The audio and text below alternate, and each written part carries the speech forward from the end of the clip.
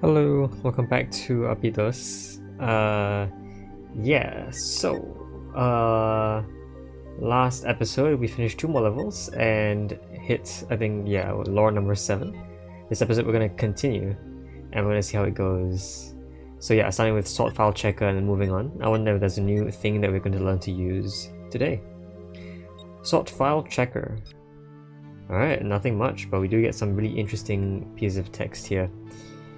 S0 consists of 0 terminated sequences of at least 2 elements. If a sequence is sorted in ascending order, emit an OK signal. In either case, emit a hash. OK is a tick bar, it's just a tick, alright. Tick is 144, hash is 155, which is red. So if a sequence is in increasing order, like this first sequence is 17, 19, 19, wait. Alright, so 2 19s in a row is considered okay. 22, 23, 28, 32, 32, 37. This is okay, so a tick is produced. 15, 27, 22, 30, 21, 20 is not ascending, so it's hashed. Yeah, 10, 13 is fine. 10, 13 is fine, yeah. Okay. This feels like a math problem, but I can see how you can check for ascending order. It's basically just doing subtraction. You can check if it's in ascending order if the first digit minus if the first number minus the second number is negative, right? But the negative, okay, but the minus is not really. Yeah, you can sum them, but you can't subtract them. Did we have a subtraction before? I'm pretty sure we had a subtraction somewhere in here. A long time ago. Pair? I don't think pair was it, right? No. Pair was like an XOR gate or something. Comparator, that might have been it, yes. Right, that was how I did it. So I had to go back to my previous solutions to figure out how to do it. Subtraction is basically just making something negative and then adding that. So that's how you do a subtraction. You can easily add 2 numbers by merging them together. You can sum 2 numbers. You can subtract a number from another number by making the second one negative and then adding them. Either you make the first one negative and you add them together. Both work actually. But the thing you check for is different. If the first number is negative and you are going for an ascending order, you're checking for positive results. Otherwise, you're checking for negative results. So, alright, this doesn't seem too challenging. Basically, we want a consistently positive value. Or a value of 0. I can do that. So consistent checks seem really tough to do though.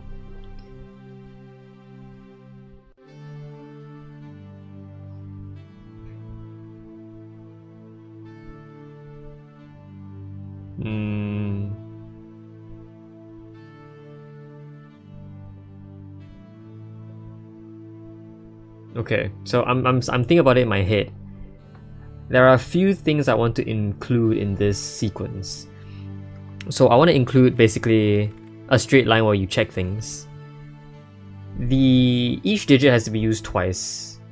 One for the previous digit and one for the digit afterwards. Except the first and the last digits.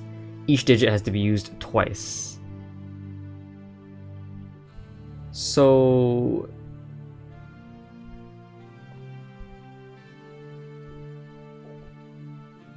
okay. So let's start by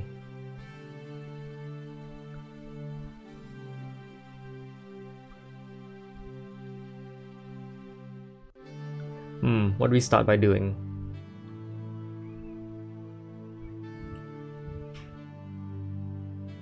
Take the first digit and the second digit. We need 2 digits at once, which seems really challenging because we can only ever output 1 at a time. And if we place another output here, that's definitely not gonna cut it, right? What I think I want to do is have a duplication first. the duplication will produce a number, and therefore there'll be this number plus the second one. So let's say a duplication here causes an output.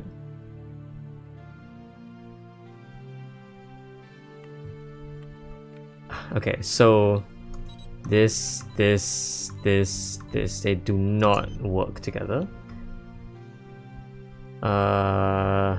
Okay, yeah, they're always one cycle off, which means that the output has to be further away. Not further away like this. There you go. So yeah, I can do that. Okay, gotta be careful. This 19 creates another 19. So this first product, yeah, so I need a negative if-fire here somewhere. So let's produce this, a negative if-fire. And I mean, it doesn't really matter which one we check first. In the end, the result that we want to receive will be different, but it will be subject to whatever comes before it. So it doesn't really matter what we first put down. Now we're checking for positivity basically. And so because 2 is positive, we now know the second number is greater than the first number. Here it's a 0, which is basically the same thing. And so we are basically going to check for greater than or equal to 0, because we know equal numbers are also allowed. And the moment this fails, we then know that at some point there will be something that doesn't fit the pattern, and therefore if it ever fails, we will produce... Yes, if it ever fails, we will produce a check. Wait. If it ever fails, we will just produce a hash. If it ever passes, if it never fails, it's a tick. Alright, so yeah, okay. At the very end of the sequence, the 0 will come out. And that 0 will be the one that does the switching. So a few things need to happen here. This minus this checker here for checking values of 0 will first activate, well, it's going to activate a conveyor of some sort, right?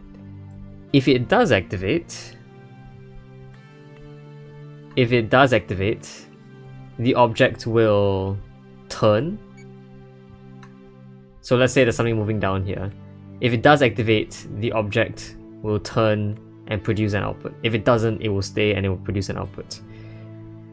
However, this can only be done by a singular value, 0 itself. Now, I'm wondering, can the first value of a sequence be 0? It can, right? Which means that that would fail, which means that I shouldn't be checking for 0 to let it in. I should be checking for red, because we know the last digit is always red. Okay, but I can see another issue here. So we can check for red, and that red can produce another one of these that will only allow 0 to pass through. And so, you know, this can happen. And it will consistently check. And if anything ever fails... Why did it... What? Yeah, wait. What? It fails if it sees a 0. Oh, also this doesn't work, by the way, because this will only account for the last 2 digits. As you can see here, the last digits work, then this will be fine, but if it doesn't, it doesn't. So we're not supposed to do that.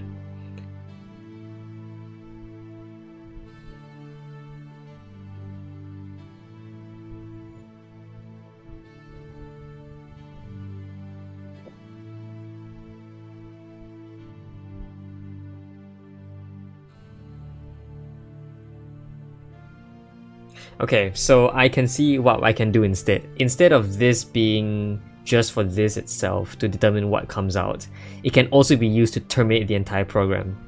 Basically what happens is if it detects something wrong, it simply cuts the entire thing. It says, stop, we've already found what we're looking for. We will direct everything else to be thrown away.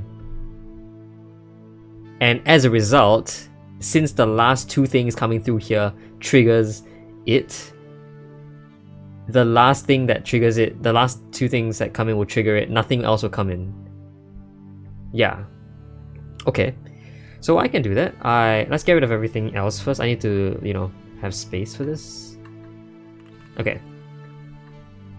So let's push this away first. We're going to make sure there's space here. I want it to not only link to the final thing, I also want it to link back to another one of these guys that initially starts off as not working, but once discovers something wrong will immediately throw something away. So yeah. Okay, and then of course this should also check for 0. So, or a red, I mean. A red checker, another conveyor that does this. Alright. So it starts off doing this. If it detects anything wrong... Wait, what? Why? Oh, right, it has to be the other way around. It has to detect a negative number. So it's... is this greater or equal to or greater than? It's just greater than. So if it detects a negative, that means something's wrong. There you go. So not less than negative 1, less than 0. So nothing will happen yet because it doesn't detect anything less than 0. However, if it does detect something,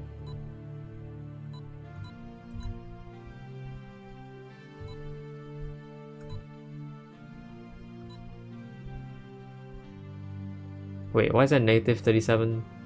Right. Because that adds up to 0. That's an issue. As if like this is definitely not the way we should go. This is too fast. I'm thinking the inputs are coming in too fast to make anything good happen here. And also the last digit adds to 0, which doesn't help. I don't like that it happens. Also, it becomes negative, so we don't want that. It will trigger the thing, which I don't like. There's a lot of different checks going on here. A lot of different ways I need to terminate the program. This is really, really odd.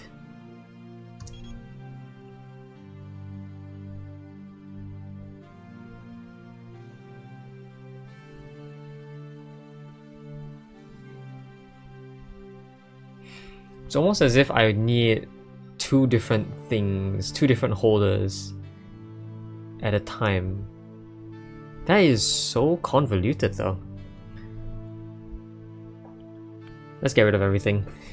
Let me rethink this.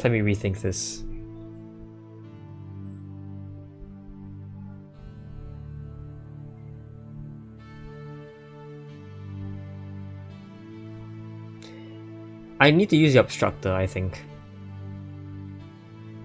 Basically what I'm gonna do is, I think the first step of duplicating is right. Let me put it a bit further away so I have things to put in front, because I might need to do that.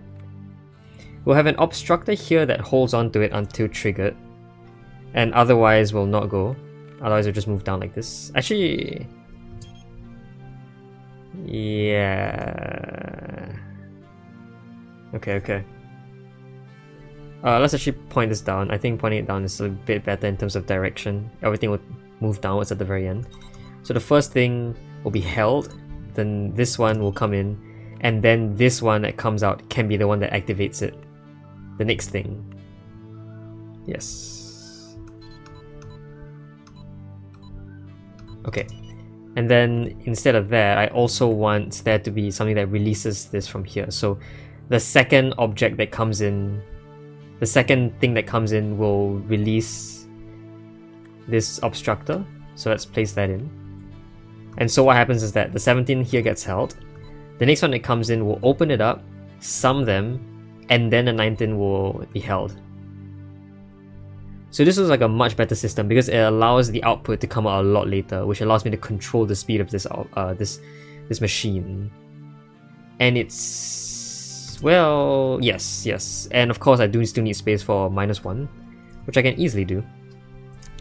The -1 will help us do all the subtraction. I guess the interesting thing is the top one is a -1, which might be an issue. Because this, at the very end, will be the 37 that becomes negative. If I didn't want to do that, I would have to place... Well, I would have to place the negative at the bottom row. And I guess that almost doesn't really work with this B over here. It may require one more length. But actually this would also work, because this will be activated at the same time as an object being here. So the timing works out fine. So this comes in. But now the next issue is that will now trigger the negative counter, won't it? But negative seems to be what we want. Because now, look at that, we are going with -2. Yeah. Okay, is the first number always positive? I think the answer is yes. The first number will always be positive. There's only 9 test cases. Okay, well, I mean, yeah. If the first number is negative, we have issues because the first thing counts as positive. But right now, since in our case we're looking for negative numbers, the first one being negative actually works out fine. And in fact, I think this magically works out as well. Yeah, we want a negative output is a positive result, which is good. 0 is also considered positive. So, okay. And now we can check for 0 here. And in fact, because this checker comes out, we're checking for a negative value would terminate a negative result, aka a positive value, would terminate the thing. So we're looking for a positive value, therefore bigger than 0. And since this sensor comes before the next thing comes out, it's actually a lot easier to control as well. This can instantly terminate the program by simply causing a redirect to occur. So this. So everything will work out fine because everything will detect an OK value.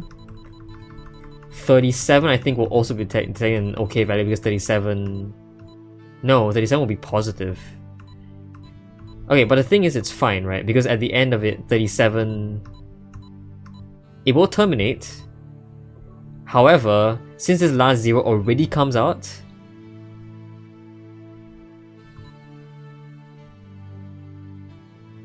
this last 0, yeah, this last 0 is absolutely fine.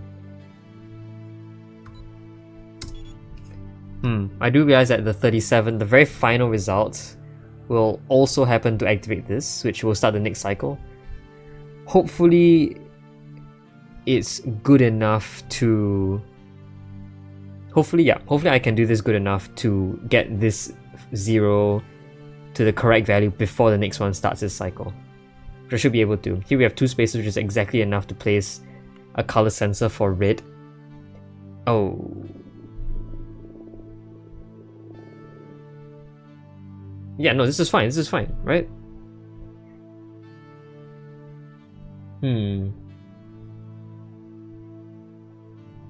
No, it's not.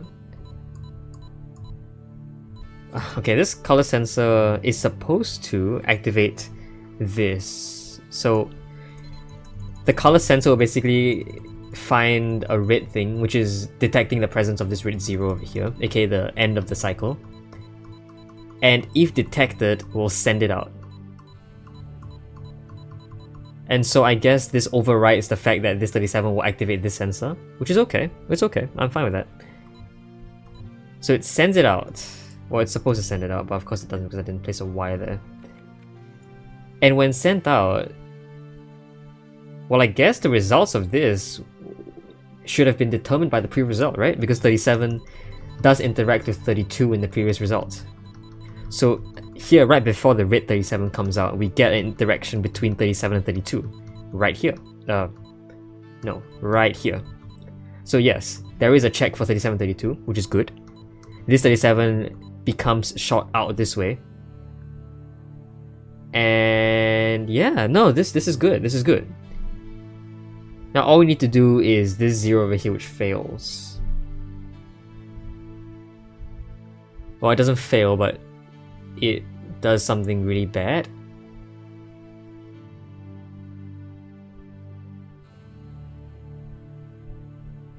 Although not necessarily.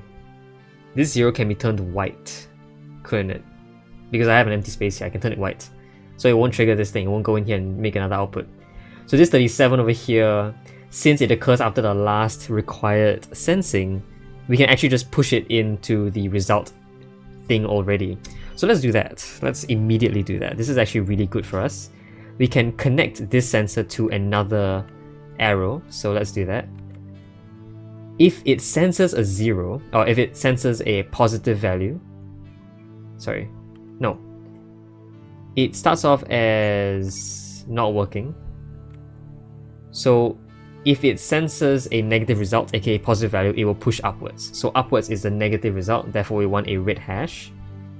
I mean, since the output is already red, all we need to do is number it to the hash value, which is 155, I think? 151. Okay. And output it. 151? No. 151. There you go. And output it. Oh, my bad. Wrong button. Otherwise, make it white and put a tick. White. And then put a tick, which value is 140 something. 144.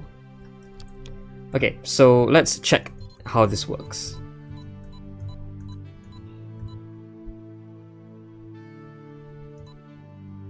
Okay, so this keeps going. It won't trigger the output just yet because, yeah. And of course, the red will activate here. It will do whatever it does. It's correct, so it keeps moving on, creates a tick, outputs correctly. The final thing I need to do here is just to start the program all over again. But the other thing I also need to do is release the 0 and destroy it. Well, not really destroy it. I can make it white, and it will automatically just get destroyed here. So a couple of things I need to do before the very end here. This is gonna turn downwards. I don't like that. So how about here? I need to output the next thing and also reactivate this guy. So let's copy another B and place another Y here. So what's gonna happen is it's going to, well, at the 37, it's gonna output. It's going to activate the next output and then move on. Okay, so the 0 comes in, doesn't do anything. It just sends out the next output. That might be an issue. Now we're sending out 2 outputs. This is too fast, isn't it? Yes. Well, is 5 correct? Yeah, 2722 is correct. It does detect the 5. It just does it twice at a time, which is actually okay, I think. But it will not be okay if... Okay, well, it's gonna terminate the program, of course. And of course, by terminate the program, we still need this thing. But in terminating the program, the 0 doesn't come out, which is our issue. The 0 doesn't come out, and therefore the 0 will never get to actually enter this area. Unless, of course, it actually does. And of course, I can do that by having another checker here. Yes, just all the checkers. So, okay, yeah. Is it gonna? Yeah, it's gonna keep going straight. So, if this happens, the sensor will activate this, which, yeah, okay, so, yes. Let's just say this works. We're not gonna care about the fact that we get a double output first. The program is terminated, things come out, and the 0 now comes out. See, the issue is that this 10 also comes out, and this 10 is the start of the next cycle, which I don't like. But what happens is that this 10 will get thrown in here, it will become a red hash. The issue now is that, of course, a lot of weird things happen. I don't want the output there.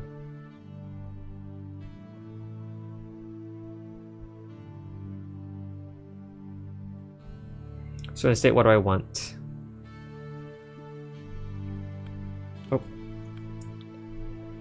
I say what I want.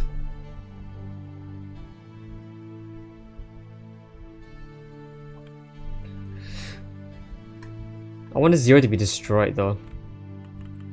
This second 0 to just stop existing. How can I get rid of it? My idea is to find another... Just dump the 0, but I can't dump the 0. It's very disgusting to look at.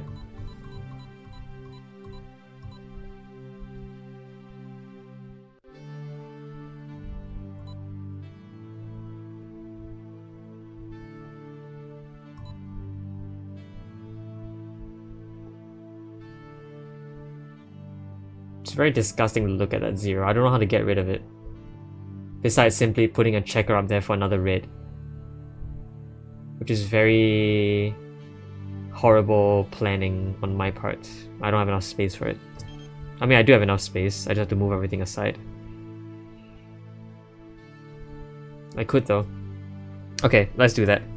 So I just have to memorize this exact thing. Okay. So this exact setup. I have the idea. Let's move this entire thing. Actually, this entire thing move over by 1.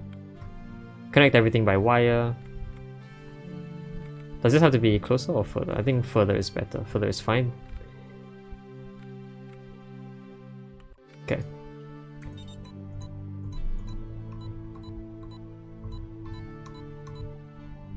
Yeah, see, the output is wrong, so output has to be there instead. Okay, that's fine. There are still 2 spaces, so the checker can still work out. It simply has to be such that the checker does something like stupid like this instead. So it has to be a check for red. The checker has to push it away into another one of these recyclers. And of course it won't. Oh, it will? Oh, right, because the red here. Okay, so let's move the red to be there instead. There's another checker here. Uh-oh. Okay, hold on. I guess we'll move the red to here. Sure. That is going to take a long time, but it's alright. Okay, and now we can do that thing again on the right. We'll do this this thing where the red is sent into here, and then based on this, will be sent in 2 different directions. Like this. If greater than 0 will be sent to a negative result. So this is the negative result, which is simply a red hash. Sorry, 151. Otherwise, is sent to both a white colorizer and a 144. And of course, has to do this. I'm pretty sure the 151 will turn right though, so I need to add another conveyor. That's fine. Okay. So, alright, so... Oh, the conveyor takes space. Okay. Fine, whatever. Actually, we don't need 1 to let go of this anymore because the 0 will be destroyed anyway. Instead, all I need to do is send another output. So there you go. Send another input, sorry. Which will restart the cycle. Okay, good. Now I need to figure out this section at the bottom here.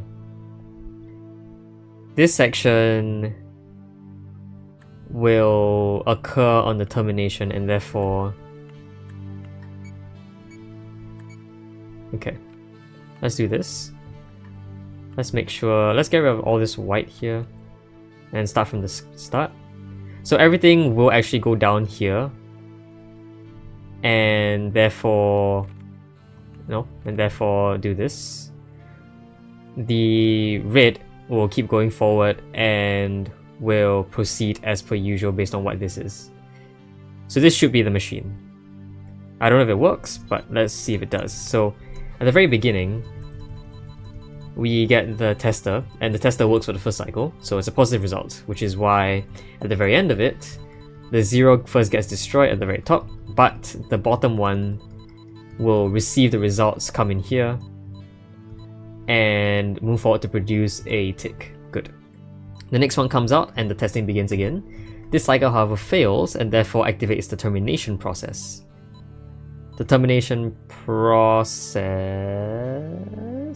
doesn't work. Oh no, the 22 and 27 are the ones that cause the failure.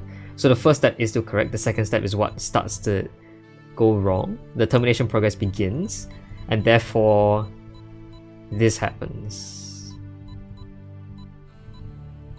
Okay, well, since every number coming out of this is positive, I can actually just push it through here. The failed are going to continue failing anyway, and so that can actually save space by doing that. This will keep going and therefore cause a result. And the process repeats, but something different must happen now.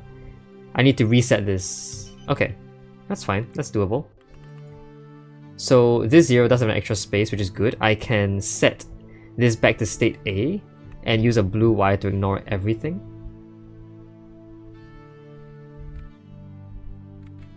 Right? A blue wire ignores everything but activates everything again. It's fine, these are all based on data that comes in, so this final step won't affect anything. Should work. It should be fine. Right? Whoa, oh no. This thing turns right now. I don't like that. Ugh. Okay, I mean, I guess I just do this, I guess. Sure, it's a much longer process, but it makes it look nicer, so I don't mind. Okay, I can also make it smaller by doing this. Of course, that's going to change a lot. We're going to have to make this active first, and then this has to therefore be a state B trigger. No, yeah, it's still a state A trigger. Why is it? No, it's still a state A. Yeah. It sets it back to the usual. So okay, this goes here, this goes here, this goes here. This keeps going, this keeps going, this keeps going. And because it's so much bigger, it's a lot, yeah. Okay, that's fine. This is fine. And okay. And the final one produces the result. Here's a failure state. So we start off as okay. We start off as okay. We then fail, causing this to cause a failure state. Now I see the problem. The 22 is still there. The 22 does not get out. The 22 matches to the 10, which is positive and fails. I don't like that. The 22 needs to go as well. Feels like the last thing in here just needs to be out. Which means that I could probably redesign it. There's an error, but it's a consistent error. So I could get rid of the 0 detector and instead do something else.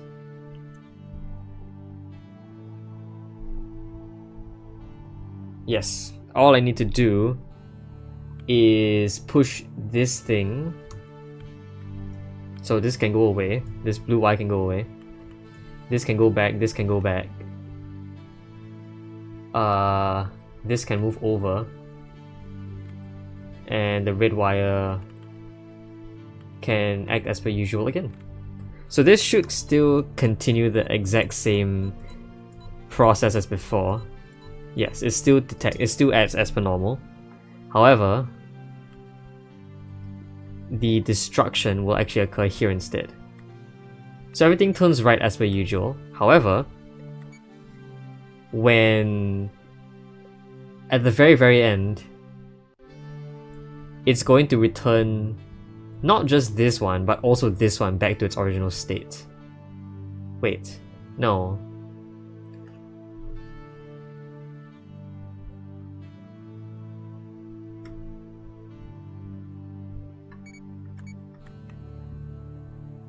I need space, so actually I can do this. This is actually better. It's... okay, all of these actually do well first. It's when the last one comes in here that we'll have to activate this to state B.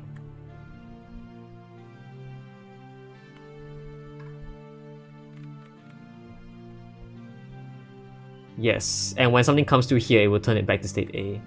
This might be a bad time though.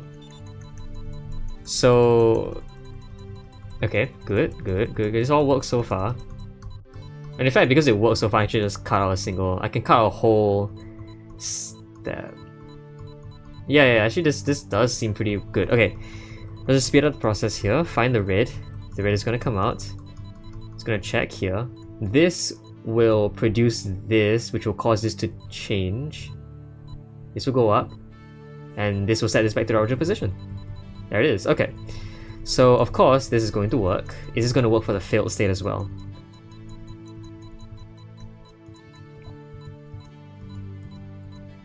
Yes, it will work for the failed state as well. So this works. And yeah, this should consistently work. Okay, now this is a machine that works, and I can prove it by simply just speeding up and showing that it all works.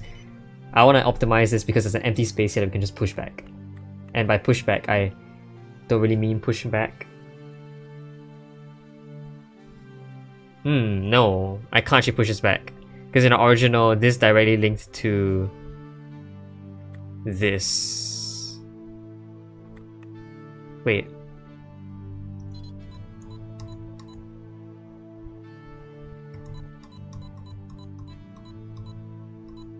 Yeah, this and this, these two signals connected to here, which doesn't leave enough space for this conveyor. So this has to exist. Unfortunately, it has to exist. There has to be an empty gap, and I guess I can't change that. So oh well, there's your final machine, I guess. Can I make this any more efficient? I feel like I should be able to, but it shouldn't. It really shouldn't really matter. Of course, I can make this work without that symbol by doing this. And it will work without that symbol. So do I want to do that? I guess I should. It's gonna look it's gonna look really bulky though. But it's okay. Here you go. And it is going to be faster. So yeah, okay. In general, I think this just works. Alright, well, let's run it. Yeah. And it works. Nice. 6,000 cycles, that is actually a lot. Let's stay for the challenge. Yeah, we're not fitting it in there. Alright. Well, we finally built a machine that works. It's okay, we did it. I am happy enough with that. I think we spent quite a lot of cycles, so yeah, there's one that goes really far down. That was probably the better one, but oh well, it's good enough for me.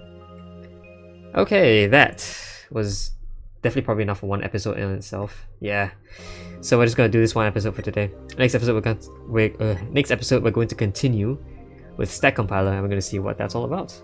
Until then, though, I think this is gonna be the end of this episode. I'll see you guys next time. Bye bye.